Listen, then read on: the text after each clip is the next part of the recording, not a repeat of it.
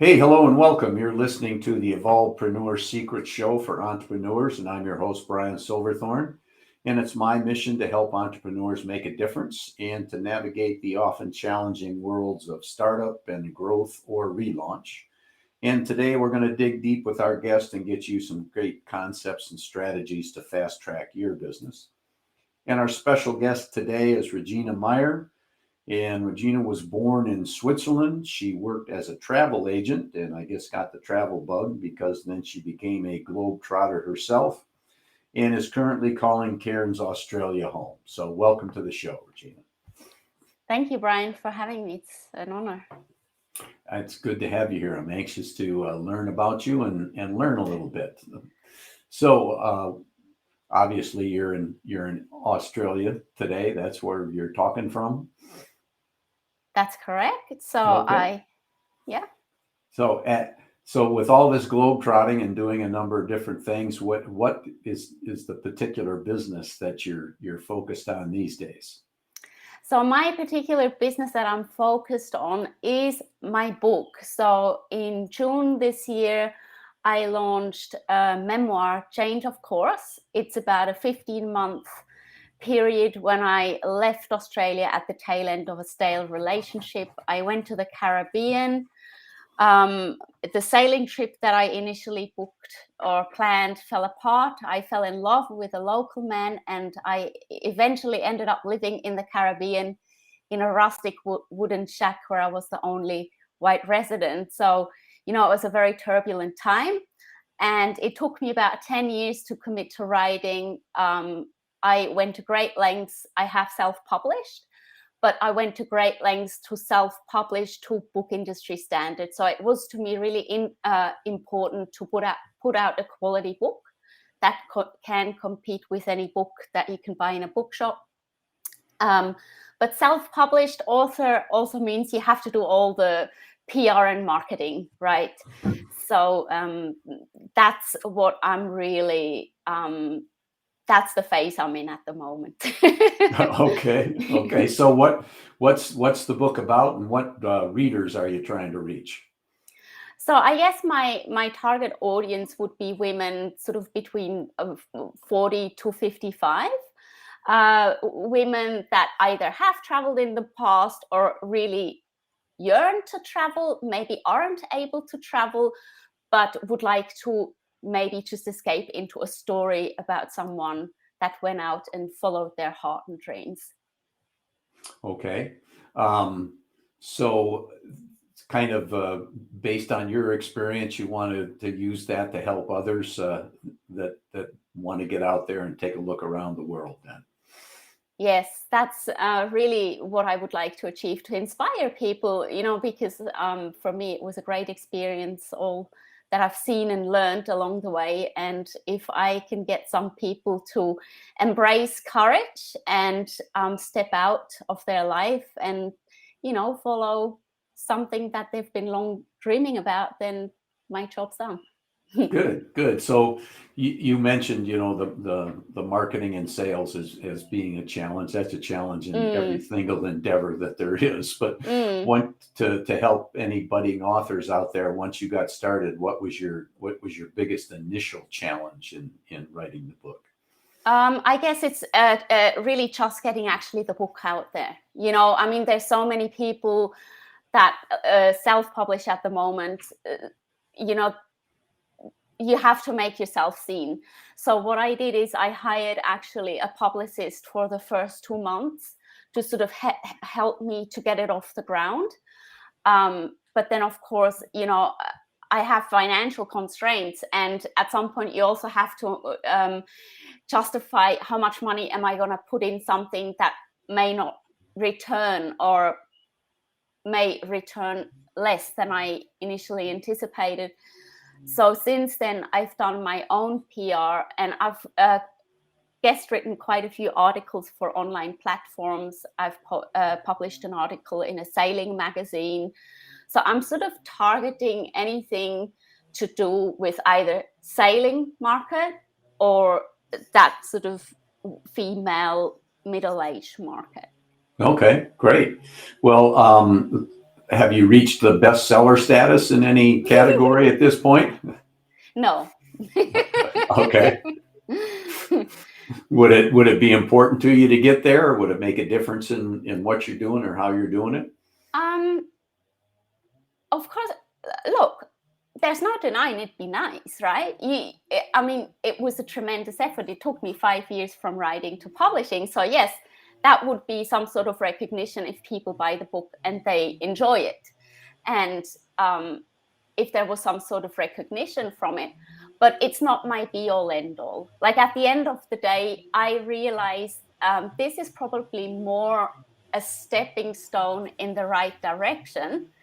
Is my launch pad, and I'm also planning to write the second book, saying that I want to give it the best possible chance, and I'm pretty determined, so I'm not just going to give up quite that easy. It's kind of a balance, you know. You have to, I guess everyone has to find what's right for them. Yeah, so this is a launch pad to another book or more books, make it plural down the road? So definitely I am a third into the next book. So that's a follow-up to this memoir. And then also what I'm doing is I'm doing a counseling diploma. So that's the sort of end goal, is to do some sort of coaching, counseling, to really help people embrace, you know, their fears and lead better lives. That's my end game.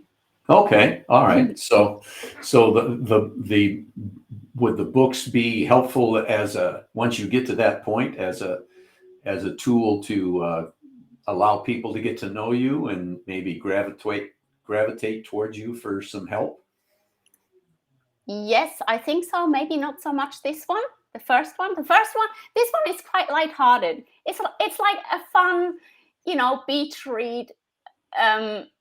It doesn't have a lot of how do I say, depth, as in self-help in it. That's not the purpose of this book. Second book is a bit more in that direction. So I think the second book will definitely target that direction more. Okay.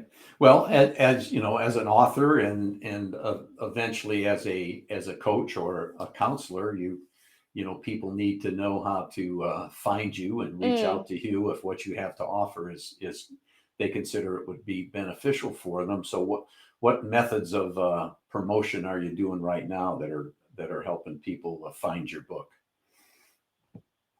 So like I said, I'm really focusing on the podcasts. I find really good because people, I myself find I'm not reading as much as I used to. So I definitely find videos or audio is more engaging. So that's what I've been focusing on. But I do also write articles, guest articles, because I actually enjoy writing. You know, that's something that I think is valuable. And I am trying my best at the moment to get in with some magazines, but that's also a very competitive market. So, you know, I think with anything out there today, there's a lot of competition and you just have to persevere. Absolutely. You do have to persevere. you just got to stay with it. And if, you know, if you have the feeling or the knowledge that what you're doing is beneficial and you enjoy doing it, you just keep doing it. That's right. And as one guest I had a while back said, you got to make yourself findable. So you got to do things that will allow people to know who you are and what you have to offer. Yeah, that's right. So you've got another book and a certification or a degree as a counselor coming up. So anything else on your plate at this point? Oh, I think that's enough. And then I think the only other thing I would like to do is a bit more traveling. There has to be. See, I'm also like, I listened to some of your podcasts and I was a little bit intimidated because I am not your super driven entrepreneur that's looking to scale and upscale. I would like to fill my niche, and I would like to fill my niche in a good way. and then I'm happy. But for me, a lot of it's also about lifestyle. Like I'm not looking for great wealth. I'm looking for work-life balance, where I can travel, where I can connect with people, share what is valuable to others, and have a peaceful life. Well, there's nothing wrong with that. That sounds pretty good to me. Yeah. So, is there any question maybe I should have asked you that I didn't ask? Well, I guess for me, the question always is, I have these days where I'm really doubtful. Yesterday was one of them, where I sort of think, am I kidding myself? It just keeps coming up. And if, like, when you listen to me, is there anything where you think I could improve, do more, go in a different direction? I'm open to feedback. I mean, it's a learning process. Yeah, well, I've been stumbling through life a long time here, so it's just you got to learn to assess things quickly, make a decision. If the decision's wrong, get ready to make another one, but make sure that every wrong decision isn't a mistake; it's a lesson, so that you learn from it. So, and then eventually you settle on something that makes you happy. You get excited about getting up to do every day, and keeps a roof over your head and food in your belly, and allows you to do good things for other people. And then you're well on the way. Yeah, that's right. Yeah. So based on all your experiences, you got any final thoughts for our listeners? I guess if you're interested in writing down your story, do it. It's really fun. It was really fun for me to write down the story. It's cathartic or healing, because I come across a lot of people that sort of, talk about wanting to write. And don't give up. Like, even if it's competitive, I enjoy actually the part of the marketing. Every day is new. I'm learning a lot. And I think that's my biggest lesson, to just sort of embrace everything that's new with a curiosity. I like that word. Curiosity is a great one. So thank you for that. So folks, that's a wrap on another great guest episode of the Evolvepreneur Secret Show for entrepreneurs. And just before you leave, if you liked it, please give us a 5-star review and maybe share it with a couple of friends. And if you want to make sure you can catch up on some past episodes you might have missed, or that make sure you don't miss any future episodes, go to evolvepreneursecrets.show. And if you're an entrepreneur or an author and you got a great idea in your head, let's get started on it today. Thanks for listening.